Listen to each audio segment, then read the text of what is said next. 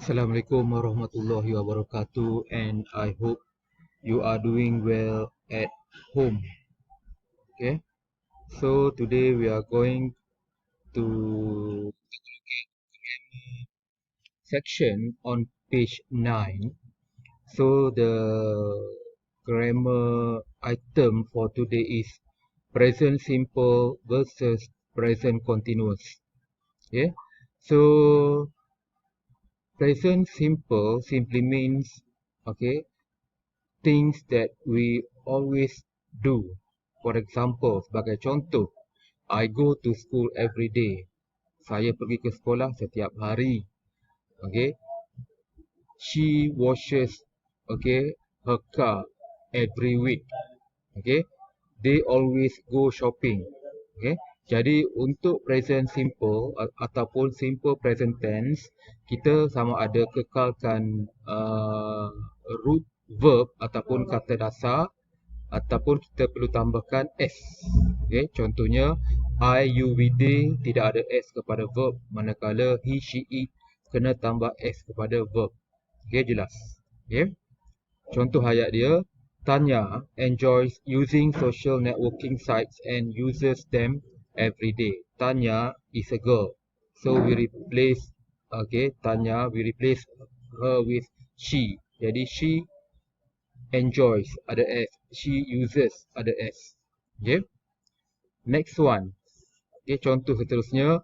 I don't understand why Emma is always chatting on the net with Linda. Saya tidak faham kenapa Emma selalu berborak dengan Linda di internet. Jadi don't understand adalah present simple. Okay. Seterusnya, they see each other 5 times a week. They see, present simple or simple present tense. Mereka berjumpa satu sama lain 5 kali seminggu. Jadi ini adalah satu lagi contoh present simple. Okay. Sekarang kita tengok kepada present continuous tense. Present continuous tense ni mudah saja. Dia punya format adalah is, am ataupun are tambah dengan ing form. Contohnya, okay, I am teaching now. I am teaching now. She is doing her homework. They are working in the garden. Okay, itulah present continuous tense. Maksudnya perkara yang kita sedang buat pada masa kita melaporkannya, pada masa kita bercakap. Tengok pada contoh ayat, she's playing an online game at the moment. Maksudnya dia sedang bermain permainan dalam talian pada saat ini, at the moment, pada masa ini. Contoh seterusnya, I don't understand why Emma is always chatting. Is always chatting maksudnya selalu berborak. Okay. Next one, tomorrow they are spending the whole day together. Okay. Besok mereka akan menghabiskan masa sepanjang hari bersama-sama.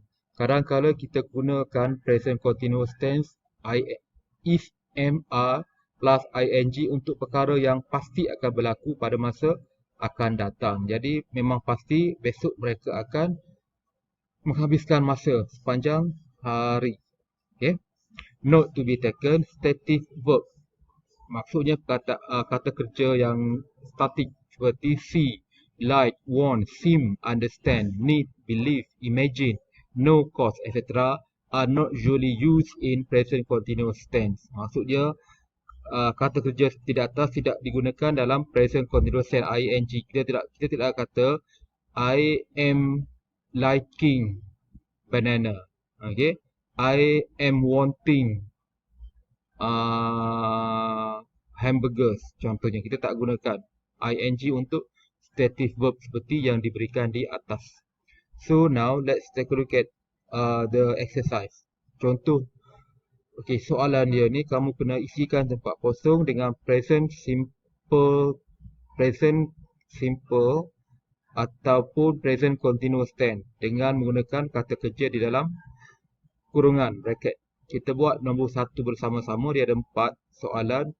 Kita buat nombor 1 bersama-sama. Why are you in such a hurry? What time does DOES, does the train to Brighton leave? Okay, selepas does kita tidak boleh tambah apa-apa kepada kata kerja. What time does the train to Brighton leave? Okay, simple form. Kata dasar. Okay, leave. L-E-A-V-E. Kata dasar. Okay, B. At 9 p.m.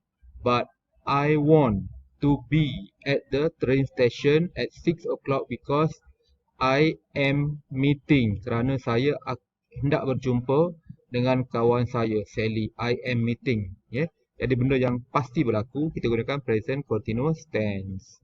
Okay. Jadi untuk latihan ni, saya mahu kamu buat soalan nombor 2, 3 dan 4 di dalam buku tulis kamu. Nanti bila kita bersemuka, saya akan memeriksa jawapan anda. Okay, sekian, terima kasih. Assalamualaikum warahmatullahi wabarakatuh.